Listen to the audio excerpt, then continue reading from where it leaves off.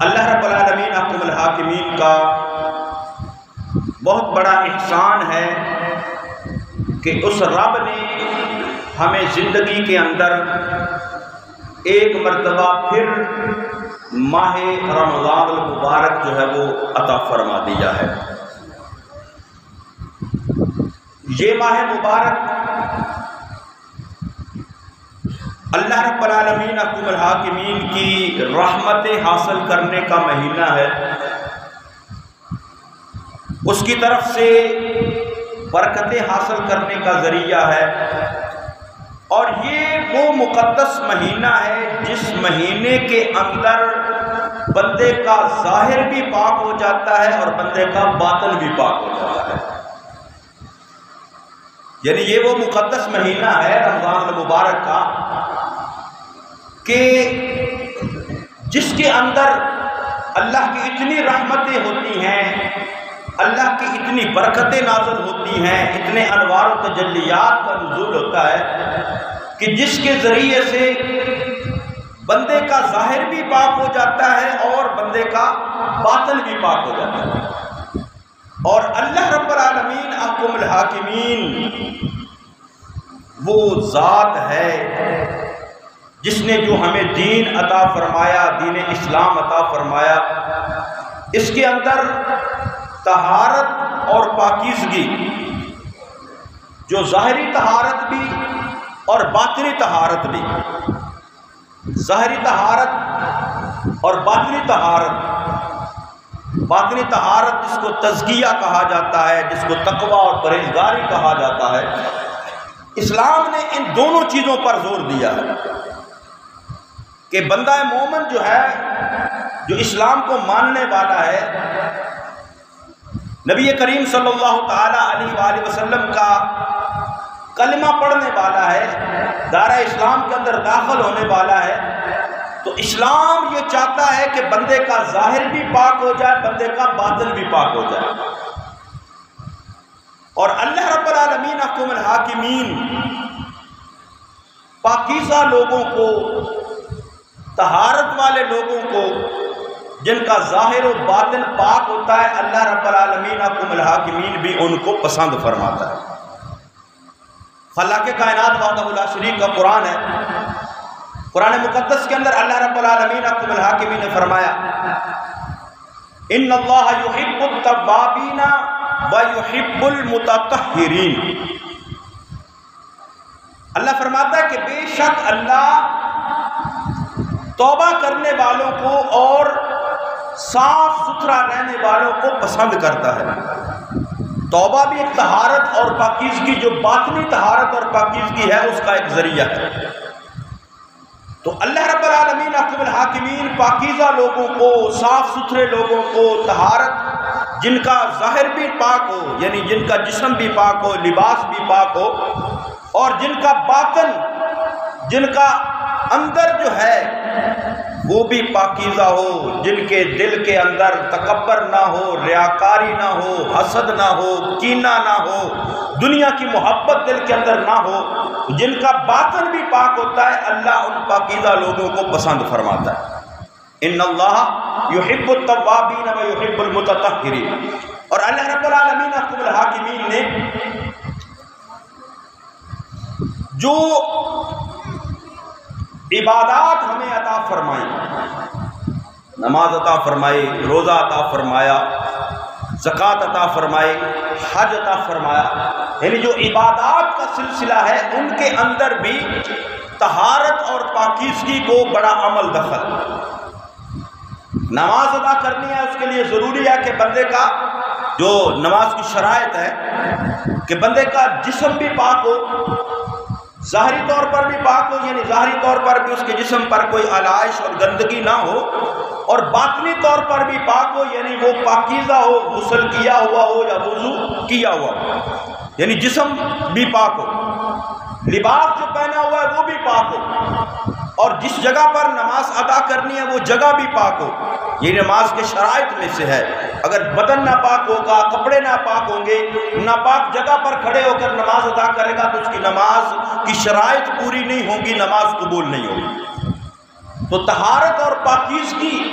یہ اللہ رب العالمین احکم الحاکمین کو پسند ہے، اور نبی کریم صلی اللہ تعالیٰ علیہ وآلہ وسلم نے اس کو نصف ایمان قرار دیا، فرمایا الطہور شطر الایمان، فرمایا صفائی نصف ایمان ہے۔ تو اللہ رب العالمین احکم الحاکمین کے انبیاء کرام صلحائے اعظام جو محبوبان خدا ہیں، وہ ظاہری پاکیزگی کا بھی اہتمام کیا کرتے تھے اور باطنی پاکیزگی کا بھی اہتمام کیا کرتے تھے، اور اللہ رب العالمین احکم الحاکمین کو بندے کے اعمال بھی وہ قبول ہے جو ظاہری طور پر بھی پاکیزہ ہو کر کیے جائیں اور باطنی طور پر بھی پاکیزہ ہو کر کیے جائیں۔ یعنی بندہ، جس طرح میں نے پہلے عرض کیا کہ نماز ادا کرنی ہے تو نماز کے لیے ضروری ہے کہ اس کا جسم پاک ہو، اس کے کپڑے پاک ہوں یعنی لباس، اور جس جگہ پر نماز ادا کرنی ہے وہ نماز پاک ہو، وہ جگہ پاک ہو، اور اندرونی طور پر جو ہے وہ نماز ادا کرتے ہوئے اس کے اندر ریاکاری نہ ہو، دکھلاوا نہ ہو، نمود و نمائش نہ ہو، یعنی یہ بری عادات اور بری جو خصائل ہیں ان سے بھی پاکیزہ ہو کر جب وہ اللہ کی بارگاہ میں کھڑا ہوگا پھر اس کی نماز اللہ قبول فرمائے گا۔ لیکن اگر کوئی بندہ بڑے سے بڑا عمل کرنے والا ہو، نماز ادا کرنے والا ہو، روزہ رکھنے والا ہو، صدقہ و خیرات ادا کرنے والا ہو،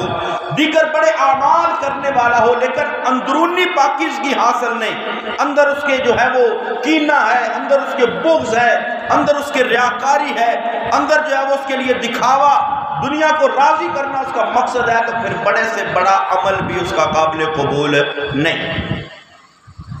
تو یہ رمضان المبارک کا مقدس مہینہ جو ہے یہ ہمیں ظاہری طور پر بھی پاکیزگی عطا فرماتا ہے اور باطنی طور پر بھی پاکیزگی عطا فرماتا ہے۔ یعنی ظاہری طور پر پاکیزگی یہ ہے کہ رمضان المبارک کا مہینہ آتا ہے، نبی کریم صلی اللہ تعالیٰ علیہ وآلہ وسلم نے فرمایا کہ جنت کے دروازے کھول دیے جاتے ہیں، جہنم کے دروازے بند کر دیے جاتے ہیں، شیاطین جو ہیں وہ ان کو قید کر دیا جاتا ہے۔ اس وجہ سے جو ہے وہ لوگوں کے دلوں کے اندر عبادت کے جذبہ پیدا ہوتا ہے، نماز کی طرف لوگ آتے ہیں، مسجدوں کی رونقیں بڑھ جاتی ہیں، اور رمضان المبارک کے مقدس مہینے کے اندر دن کو روزہ رکھا جاتا ہے، رات کو نماز تراویح ادا کی جاتی ہے، تلاوت قرآن پاک کو جو ہے وہ معمول بنایا جاتا ہے۔ یعنی جو ہمیں نیکی سے روکنے والے عناصر تھے، شیطان جن میں سب سے بڑا ہے، اس کو اللہ رب العالمین احکم الحاکمین نے قید کر دیا۔ تو اب جو لوگوں کے دلوں کے اندر جو ہے وہ اللہ کا خوف، اللہ کا ڈر، اس کی محبت جو وہ پیدا ہوتی ہے، اور لوگ مساجد کا رخ کرتے ہیں۔ ہاں، کچھ ایسے لوگ بھی ہوتے ہیں، اللہ سب کو ہدایت عطا فرمائے، کہ جن کے دلوں پر ایسا جو ہے وہ زنگ لگ چکا ہوتا ہے کہ ان کو پھر اچھے برے کی تمیز ختم ہو جاتی ہے۔ ان کے دلوں کے اندر نبی کریم صلی اللہ تعالیٰ علیہ وآلہ وسلم نے ارشاد فرمایا کہ بندے کے جسم کے اندر ایک گوشت کا ٹکڑا ہے، ایک لوتھڑا ہے، اگر وہ صحیح ہو جائے تو سمجھو سارا جسم صحیح ہو گیا، اور اگر وہ غلط ہو جائے، وہ خراب ہو جائے، تو سارا جسم جو ہے وہ خراب ہو جاتا ہے، ظاہری طور پر بھی اور باطنی طور پر بھی۔ بندے کا دل بیمار ہو جائے،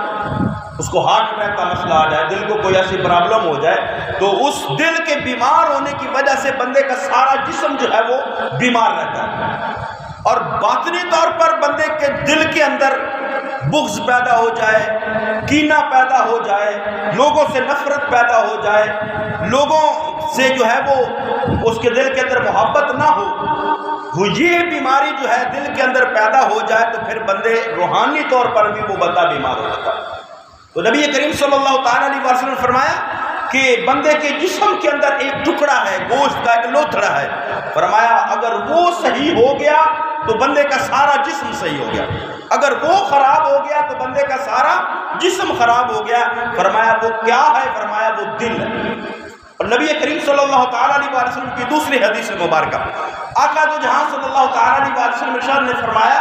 کہ جب بندہ کوئی گناہ کرتا ہے، اس سے کوئی گناہ سرزاد ہو جاتا ہے، شیطان کے بہکاوے کے اندر آ گیا، نفس کے دھوکے کے اندر آ گیا، دنیا کی کسی رنگینی کے اندر آ کر اس سے کوئی گناہ سرزد ہو گیا، تو فرمایا اس کے دل پر ایک سیاہ نقطہ لگا دیا جاتا ہے۔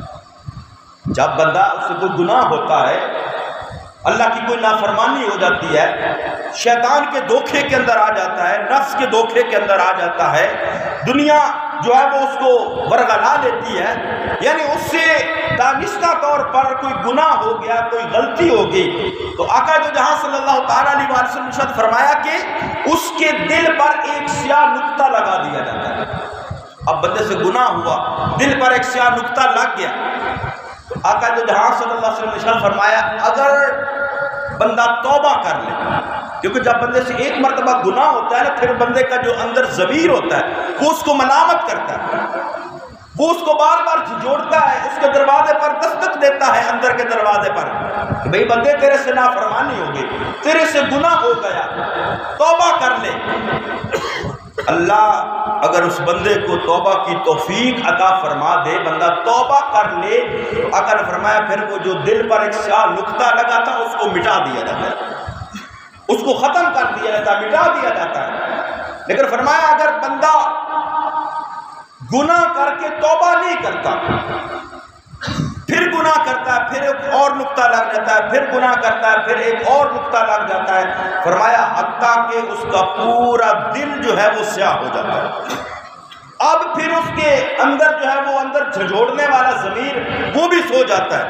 اب وہ بھی نہیں اس کو کہتا کہ تو توبہ کر لے، تو اللہ کی طرف آ جا، کیونکہ اس کا دل جو ہے وہ سیاہ ہو جاتا ہے۔ فرمایا پھر اس کو اچھے برے کی تمیز نہیں رہتی۔ ایسا کوئی بندہ نہ ہو، اللہ مجھے بھی آپ سب کو بھی ہمیں ہر وقت توبہ کرنے کی توفیق نصیب فرمائے۔ اگر کسی سے گناہ ہو جائے، ارادہ تن ہو جائے، بغیر ارادہ ہو جائے، دانستہ طور پر ہو جائے، شیطان اور نفس کے دھوکے کے اندر آ کر آ جائے، تو کوشش کرنی چاہیے فوراً اللہ کی بارگاہ میں توبہ کرے، فوراً اللہ کی بارگاہ میں استغفار کرے، تاکہ جو ہے وہ ہمارا دل مردہ نہ ہو جائے۔ تو وہ مالک تو ہے، وہ توبہ کو پسند فرماتا ہے۔ فرمایا نا ان اللہ یحب التوابین ویحب المتطہرین، فرمایا بے شک اللہ توبہ کرنے والوں کو پسند کرتا ہے اور پاکیزہ رہنے والوں کو، صاف ستھرا رہنے والوں کو پسند کرتا ہے۔ تو توبہ جو ہے وہ اندرونی پاکیزگی کا نام ہے، اندرونی صفائی کا نام ہے، اندرونی طہارت کا نام ہے۔ تو طہارت ایک ظاہری طہارت، اور اللہ رب العالمین حکم الحاکمین کی بارگاہ کے اندر جو بھی اعمال پیش کیے جاتے ہیں، اللہ رب العالمین حکم الحاکمین ہر عمل کے اندر بندے کی نیت کو مشاہدہ کرتا ہے کہ اس کے اندر باطنی پاکیزگی کتنی ہے۔ نبی کریم صلی اللہ تعالیٰ علیہ وآلہ وسلم نے فرمایا، مسلم شریف کی حدیث مبارکہ، فرمایا ان اللہ لا ينظر الى صورکم و اموالکم، آقا تو جہاں صلی اللہ تعالیٰ علیہ وآلہ وسلم نے فرمایا اللہ تمہاری صورتوں اور تمہارے مال کو نہیں دیکھتا، یہ نہیں دیکھتا کہ بندہ کو خوبصورت ہو، اچھی شکل والا ہو، اس کی صورت بڑی سونی ہو، میک اپ کیا ہوا ہو، اس نے جو ہے وہ اپنے آپ کو چمکایا ہوا ہو،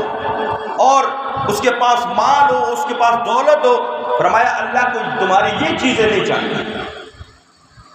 فرمایا وَلَكِنْ يَنْظُرُ إِلَىٰ قُلُوبِكُمْ وَأَعْمَالِكُمْ، فرمایا اللہ تمہارے دلوں کو دیکھتا ہے اور تمہارے اعمال کو دیکھتا ہے۔ اللہ تمہارے دلوں کو دیکھتا ہے، تمہارے اعمال کو دیکھتا ہے۔ اگر کسی کے پاس اچھی شکل بھی نہیں، اس کے پاس مال بھی نہیں، لیکن اس کا دل پاکیزہ ہے، وہ جو عمل کرتا ہے وہ اللہ کی رضا کے لیے کرتا ہے، وہ جو عمل کرتا ہے اللہ کو راضی کرنے کے لیے کرتا ہے، تو فرمایا اللہ تو تمہارے دلوں کو دیکھے گا کہ تم جو عمل کر رہے وہ کس نیت کے پیش نظر کر رہے، کیا اس کے اندر نمود و نمائش ہے، کیا اس کے اندر ریاکاری ہے، کیا اس کے اندر دکھاوا ہے، یا عمل کرتے ہوئے تمہارے دلوں کے اندر کوئی بغض تو نہیں، کوئی کینہ تو نہیں ہے۔ دل صاف اور ستھرے ہوں تو وہ اللہ کی بارگاہ میں قبول ہوتے ہیں۔ دل صاف ہو، پاکیزہ دل ہو، تو رنگ کا کالا بھی ہو نا تو وہ بلال بھی محبوب کی بارگاہ میں قبول ہو جاتا ہے۔ لیکن اگر دل ستھرا نہیں ہے تو چٹے رنگ والا ابو جہل بھی مصطفیٰ کی بارگاہ میں، رب کی بارگاہ میں قبول نہیں ہوتا۔ تو اللہ کے محبوب کریم صلی اللہ علیہ وسلم نے فرمایا اللہ تمہاری شکلوں کو نہیں دیکھتا، تمہارے مالوں کو نہیں دیکھتا کہ تمہارے پاس کتنا مال ہے، کتنا دنیا کے اندر تو ہے وہ عزت کا معیار جو ہے، وہ ہم نے کسی کو عزت دینی ہو دیکھتے ہیں کتنا مالدار ہے، کتنا امیر ہے، کوئی غریب ہو تو سلام دینا گوارا نہیں کرتے، کوئی امیر ہو تو چودھری صاحب، ملک صاحب، فلانا صاحب ہم کہتے ہیں۔ لیکن اللہ یہ نہیں دیکھتا، اللہ کی بارگاہ میں بندے کا تقویٰ دیکھا جاتا ہے، بندے کا دل دیکھا جاتا ہے کہ بندے کا دل کتنا صاف ہے اور دل کتنا ستھرا ہے۔ تو یہ رمضان المبارک کا مہینہ بندے کو ظاہری طور پر بھی پاکیزہ کرتا ہے اور اندرونی طور پر بھی پاکیزہ کرتا ہے۔ یہ رمضان المبارک کا مہینہ ظاہری طہارت بھی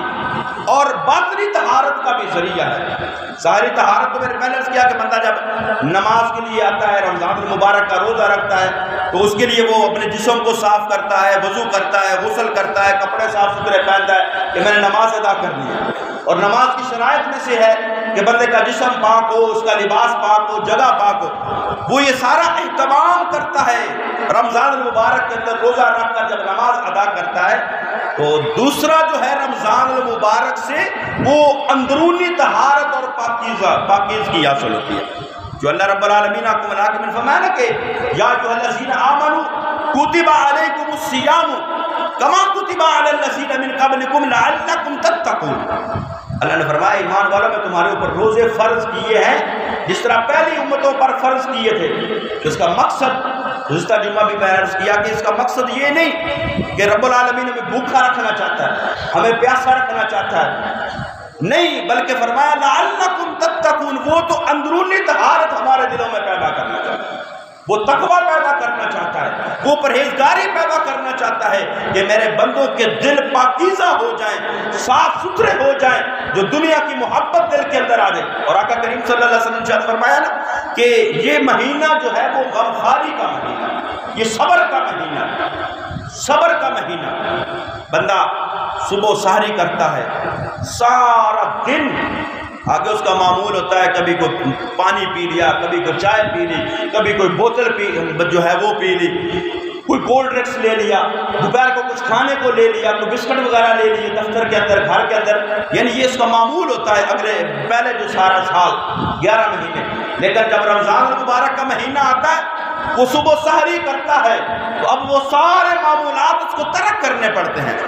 وہ صبر کرتا ہے، اب وہ جو پیاس لگتی ہے وہ صبر کرتا ہے، اس کا دل جو ہے وہ چائے پینے کو کرتا ہے وہ صبر کرتا ہے، اس کا دل دوپہر کو کچھ کھانے کو کرتا ہے وہ صبر کرتا ہے، سب کچھ اس کے پاس ہوتا ہے۔ اور پھر یہ کتنا ایک روحانی کیفیت اور روحانی جذبہ بندے کے دل کے اندر پیدا ہوتا ہے کہ بندہ غسل کرنے کے لیے غسل خانے کے اندر، باتھ روم کے اندر چلا جائے، دروازہ بند ہے، ٹھنڈا پانی میسر ہے اور بندہ کوئی دیکھنے والا بھی نہیں ہے اور بندے کے جسم پر پانی پڑ رہا ہے، اس کو راحت محسوس ہو رہی ہے، منہ کے اندر بھی پانی گیا ہے کلی کرنے کے لیے، لیکن بندہ جو ہے وہ اپنے حلق تک گیا ہوا پانی بھی نیچے نہیں لے کر جاتا کہ میرا رب یہاں پر بھی مجھے دیکھ رہا ہے۔ تو یہ تقویٰ اور یہ صبر روزہ پیدا کرتا ہے اور یہ ہمیں پریکٹس کروائی جاتی ہے کہ بندے یہ سارا سال اپنی زندگی کے اندر یہ باتیں شامل کر لے، اپنے دل کو پاکیزہ کر لے، اپنے دل کو ستھرا کر لے، کوئی بھی کام کرنے لگے تو وہ کرنے سے پہلے دیکھ کیا یہ کام اچھا ہے یا نہیں، کیا اس کام کا اللہ اور اس کے رسول نے حکم دیا ہے یا نہیں، کیا اللہ اور اس کے رسول صلی اللہ تعالیٰ علیہ وسلم نے کہیں اس کام سے منع تو نہیں کیا، کہیں اس کام سے روکا تو نہیں۔ یہ پریکٹس ہو رہی ہوتی ہے۔ جب پانی حلق کے قریب پہنچا ہوا ہوتا ہے اس وقت ہم پانی نیچے نہیں لے جاتے، کیوں؟ اللہ کا حکم ہے کہ پانی نہیں پینا، اللہ کا حکم ہے کچھ کھانا نہیں ہے، تو یہ پھر ساری زندگی کے اندر اس بات کو شامل کریں، جب بھی کوئی غلط کام کرنے لگے، جب بھی کوئی گناہ ہونے لگے تو فوراً یہ سوچے کہ میرا رب مجھے اس سے منع فرماتا ہے، میرے رب نے مجھے اس سے روکا ہے، مصطفیٰ کریم صلی اللہ تعالیٰ علیہ وسلم نے اس بات سے روکا ہے، اس بات سے منع کیا ہے۔ تو رمضان المبارک کا یہ مقصد ہے کہ بندے کے ظاہر بھی پاک ہو جائے، بندے کا اندر بھی پاک ہو جائے، باطنی طہارت بھی حاصل ہو جائے، لعلکم تتقون، کہ پھر جو ہے وہ بندے کو کیٹیگری حاصل ہوگی، پھر بندہ اس مقام پر پہنچے گا، پھر اس سٹیج پر پہنچے گا۔ اور نبی کریم صلی اللہ تعالیٰ علیہ وآلہ وسلم کی جو تعلیمات ہیں پھر رمضان المبارک، پھر فرمایا کہ یہ صبر کا مہینہ ہے اور ہمدردی کا مہینہ ہے، ہمدردی کا مہینہ ہے۔ بندہ جب خود بھوک برداشت کرتا ہے نا، مال ہونے کے باوجود، کھانا ہونے کے باوجود، پانی ہونے کے باوجود، دنیا کی ہر نعمت، ہر دولت، ہر سب کچھ پاس ہونے کے باوجود، بندہ جب بھوک برداشت کرتا ہے، جب پیاس برداشت کرتا ہے، تو اس کے دل میں پھر یہ ہمدردی پیدا ہوتی ہے کہ ان غریبوں کا کیا حال ہوگا جن کے پاس کھانے کے لیے کچھ نہیں ہوتا، جن کے پاس پینے کے لیے کچھ نہیں ہوتا، جن کے پاس 3 وقتوں میں سے 1 وقت کی روٹی میسر ہوتی ہے۔ اور پھر یہ ہمارے ملک پاکستان کے حکمرانوں کو اللہ ہدایت عطا فرمائے، عوام الناس کی ضلالت کی انتہا کر دی ہے۔ اب جو آپ لوگ آپ دیکھتے ہیں یہ مفت آٹے کے صورتحال پر کیا ضلالت ہو رہی ہے عوام کی، مسلمانوں کی ماؤں بہنوں بیٹیوں کی تذلیل کے ساتھ تک ہو رہی ہے۔ صبح جا کر وہ لائنوں کے اندر لگتی ہیں، جا کر صبح جا کر غریب جو ہے وہ لائنوں کے اندر جا کر لگتا ہے، اور پھر کبھی 100 بندے کی لائن گزر جانے کے بعد کسی کی باری آتی، بھائی تہاڈا نام ہی نہیں آیا، اور ایک آٹے کا تھیلا وہ لینے کے لیے جو ہے وہ سارا دن جو ہے وہ اب ذلیل ہوتے ہیں عوام۔ ہمدردی یہ نہیں، ہمدردی تو یہ ہے پھر تم نے دینا ہے آٹا سستا تو اتنا اس کو سستا کر دو کہ ہر بندے کی پہنچ کے اندر ہو جائے۔ تو یہ رمضان مبارک ہمیں ہمدردی، ہم نے ہمارے حکمرانوں نے تو اس ملک پاکستان کی عوام کو بھکاری بنا کر رکھ دیا، بھکاری بنا کر رکھ دیا۔ اللہ رب العالمین حکم الحاکمین ان کو بھی ہدایت عطا فرمائے اور کچھ ہمیں بھی ہدایت عطا فرمائے، ہمیں بھی کچھ سمجھ بوجھ عطا فرمائے اس معاملے کے اندر۔ تو فرمایا یہ ہمدردی کا مہینہ ہے، غمخواری کا مہینہ ہے، دوسروں کا احساس بندے کے دل کے اندر پیدا ہو۔ جب خود کھانا کھائے، رات شام کو بیٹھ کر افطاری کا ٹائم ہو، دسترخوان سجا ہوا ہو، اس پر فروٹ بھی ہو، اس پر پھل بھی ہو، اس پر سموسے پکوڑے بھی ہوں، اور اس پر جو ہے وہ ٹھنڈا پانی بھی ہو،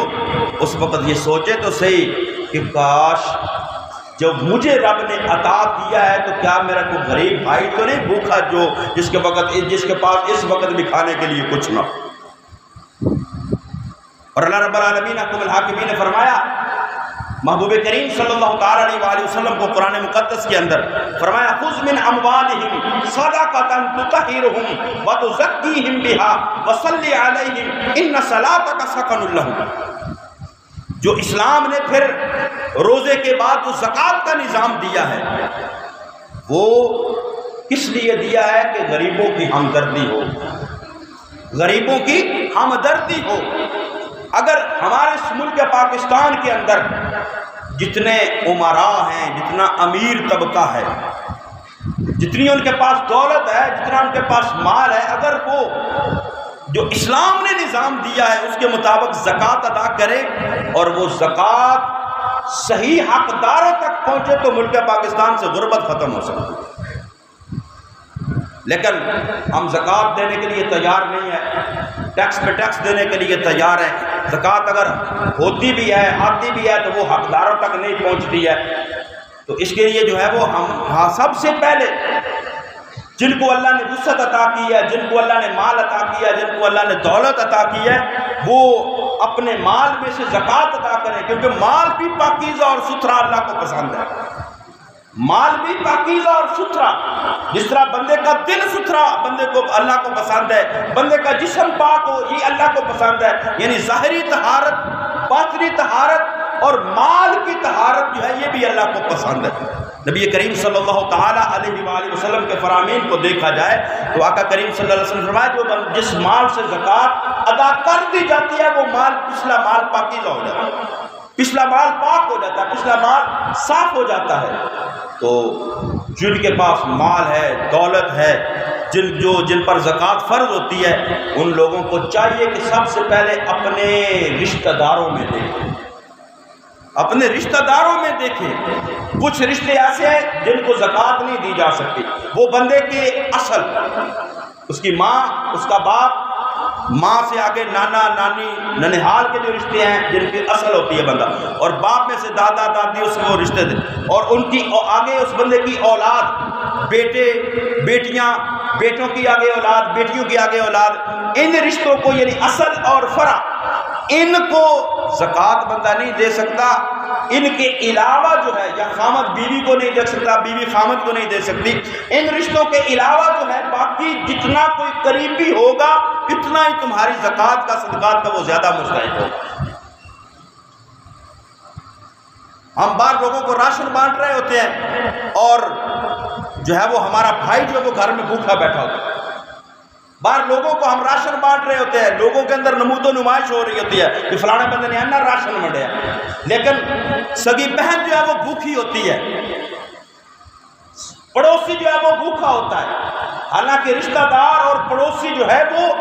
وہ ڈبل حق رکھتے ہیں، ایک غریب ہونے کا وہ حق رکھتے ہیں، دوسرا اگر پڑوسی ہے تو وہ دوسرا حق پڑوسی ہونے کا رکھتا ہے، اگر وہ رشتہ دار بھی ہے وہ تیسرا حق رشتہ داری کا بھی رکھتا ہے،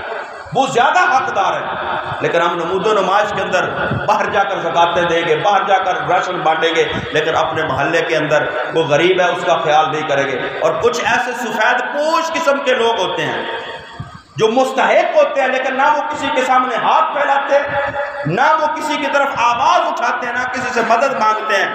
ان کا جو ہے وہ ان کو سب سے زیادہ حق جو ہے وہ ان کا بنتا ہے، ان کو دینا چاہیے۔ اور ان کو یہ کیا کر کے دینے کی بھی ضرورت نہیں ہے کہ یہ زکوٰۃ کا مال ہے، تمہاری نیت زکوٰۃ دینی ہے، دینے کی ہے، اس کو ہدیہ کر کے دے دے، پھر بھی تمہاری زکوٰۃ ادا ہو جائے۔ یعنی بندے کی عزت نفس کا بھی اسلام نے کتنا خیال رکھا ہے کہ اس کی عزت نفس بھی مجروح نہ ہو کہ میں زکوٰۃ لے رہا ہوں۔ وہ سفید پوش جو اس بات کو برداشت نہیں کرتے، گوارا نہیں کرتے کسی کے آگے ہاتھ پھیلانا، لیکن ان وہ ضرورت مند ہوتے ہیں، تو سب سے پہلے جو ہے وہ ہمیں اس طرف توجہ دینی چاہیے۔ اپنے رشتہ داروں میں دیکھیں، اپنے بہن بھائیوں میں دیکھیں، اپنے قریبی رشتہ داروں میں دیکھیں، اپنے محلے داروں میں دیکھیں، اگر ان میں سے کوئی حقدار ہے تو سب سے پہلے اس کا حق ہے کہ مال کو پاکیزہ کرنے کے لیے جو زکوٰۃ ہے وہ ان کو ادا کی جائے۔ تو یہ رمضان مبارک کا مہینہ یہ طہارت و پاکیزگی کا مہینہ ہے، جس کے اندر جسمانی طہارت بھی بندے کو حاصل ہوتی ہے اور باطنی اندرونی طہارت بھی بندے کو حاصل ہوتی ہے، اور مال کی طہارت اور پاکیزگی بھی بندے کو حاصل ہوتی ہے۔ اللہ رب العالمین حکم الحاکمین ہمیں اس ماہ مقدسہ کی برکتیں جو ہے وہ سمیٹنے کی توفیق نصیب فرمائے، آمین۔ وما علیہ الا البلاغ المبین۔ سنتیں ادا کریں۔